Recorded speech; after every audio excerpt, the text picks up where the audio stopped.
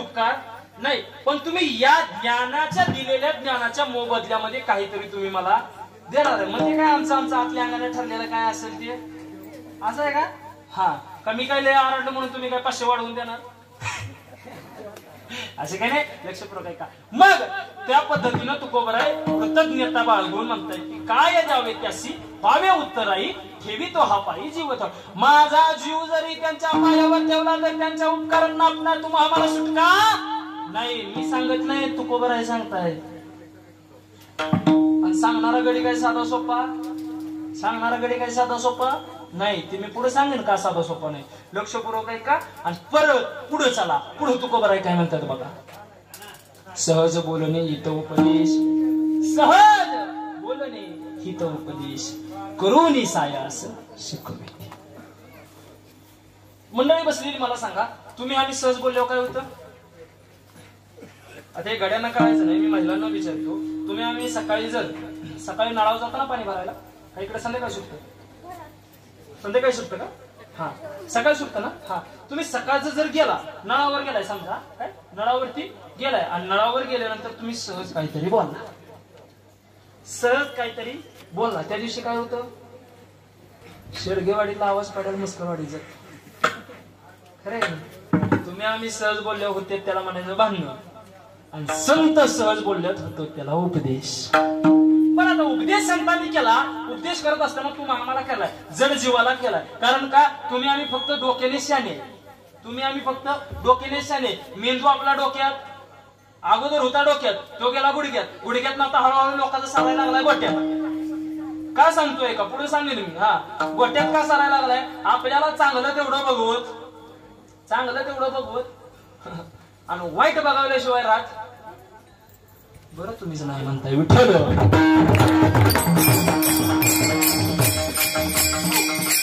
बसलेली मंडळी आहे का? सहज बोलणे हित उपदेश आणि करुणी सायास शिकवते. काय तर सायास करून शिकवतात, कष्ट घेऊन शिकवतात. असं कसं शिकवत? बर पुढे सरा. आता शेवटचं चरण अतिशय महत्वाचं आहे. तुकोबरा शेवटच्या चरणात काय म्हणतात? तुका म्हणे वत्स धेनुवेचे चित्ते, तुका म्हणे वत्स धेनुवेचे, इकोलय झालाय दादा. तुका म्हणे वत्स धेनुवेचे चित्ती आणि तैसे मज येते सांभाळेत. म्हणजे काय तर तुकोबर आहे कशा कसारखं मला सांभाळतात माहित आहे का? वत्स म्हणजे काय? वत्स म्हणजे गाय. काय बघा, वत्स म्हणजे गाय. जर्सी नाही बरं का, जर्सी 2 नंबर चायना मॉडेल. हा, काय असं ती मेड इन इंडिया. खिलार गायला वत्स गाय म्हटलं जातं. कारण का? तिच्या शरीरामध्ये जवळ नव्हे तर पूर्ण 33 कोटी देवांचा वास असतो. आणि खिलार गाय ही हिंदू धर्माकरता माता आहे. म्हणजे काय, तर एखाद्याची आई गेली तर त्याला गाईचं दूध पाजलं, आणि त्याचं आईचं दूध जेवढं पौष्टिक आहे तेवढंच गाईचं दूध त्याच्यासाठी. हा, पण म्हशीची आणि जर्शीची आपण काय गॅरंटी घेत? तो मला नो गॅरंटी नाही. कधी ना कधी 20 लिटर देतोय पण 2 फॅट आहे, इकडं 2 लिटर देते पण 9 फॅट आहे. कुठलं दूध चांगलं आणि कुठलं वाईट आहे तुम्ही बघा. मग तुकोबाला म्हणतात काय तर एक प्रयोग करून बघा. तुम्ही आम्ही सर्व शेतकरी वर्गातली मुलं आहे आणि शेतकरी वर्गातले बांधव आहे सगळेजण. लक्षपूर्वक ऐका. फक्त काय करा, एक दिवशी मजा करायची. काय करायची? कुठंतरी 100 ते 150 गायींची गोशाळा बघायची. फक्त त्या गोशाळेमध्ये जर्सी गाय असावी, हा, जर्सी गाय असावी.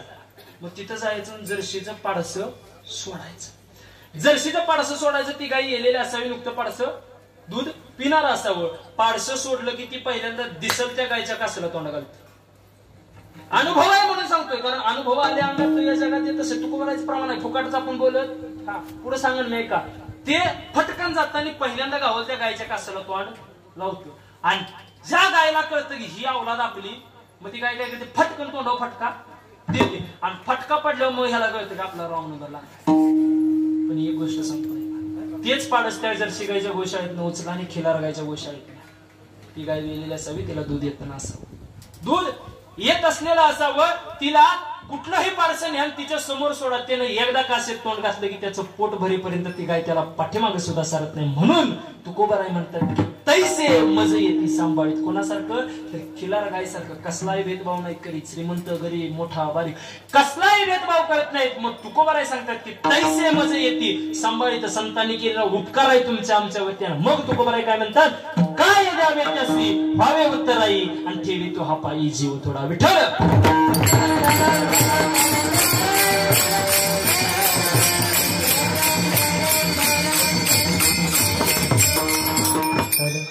हा झाला अभंगाचा सरळ सरळ भाव आहे. सोडायचं का कीर्तन? सोडायचं नाही म्हणते पोरानं कटाळा आला का? नाही आज जरा येईल वयस पण तुमची तंदरी परत आणतो मी, तसं काही टेन्शन घेऊ नका. हा लक्षपूर्वक आहे का? कोणीही कीर्तनात बसायचं,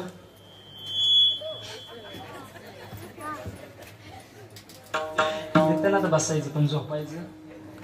झोपला की इथं बुका आणून ठेवा लवकर. रुपया कोणाच्या खिशात आहे का बघा.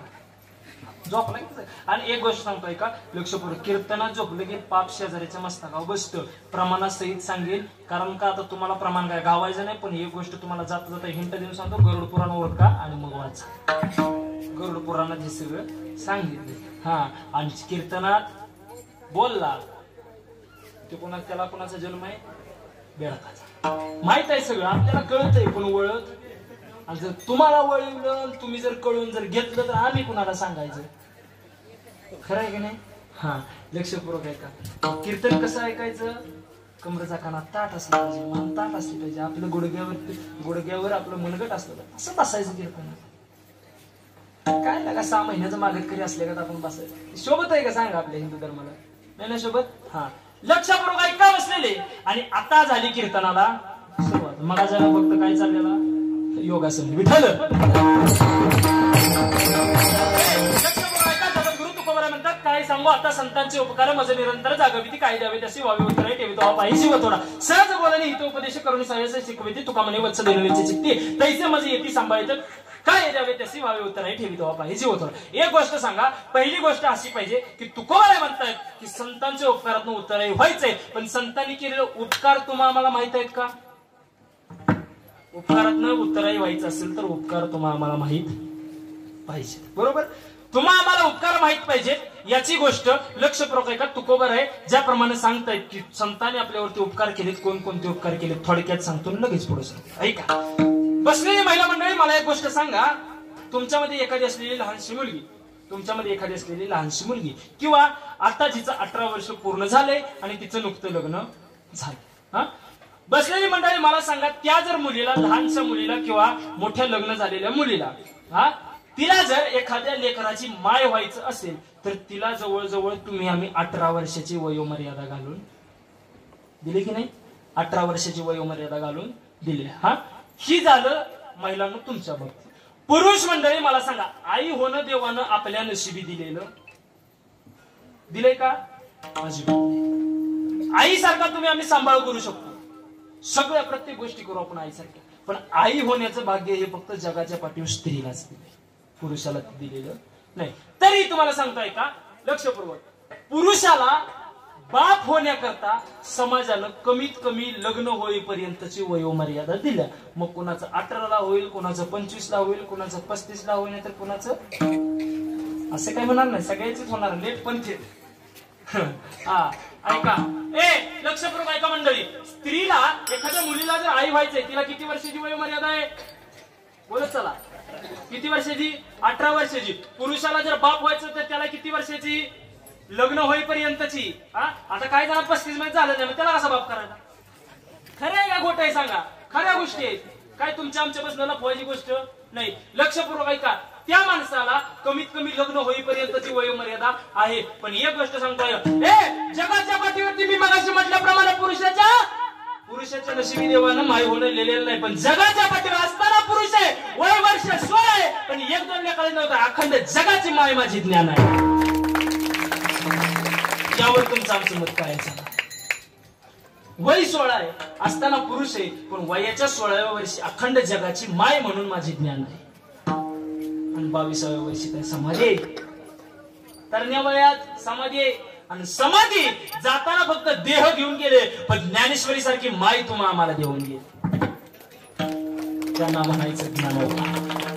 आणि जगातला सगळ्यात मोठा आणि सगळ्यात पहिला तुमच्या आमच्यावरती केलेला उपकार म्हणजे काय तर ज्ञानोबर आहे तुमची आमची माय. बघा हा जगातला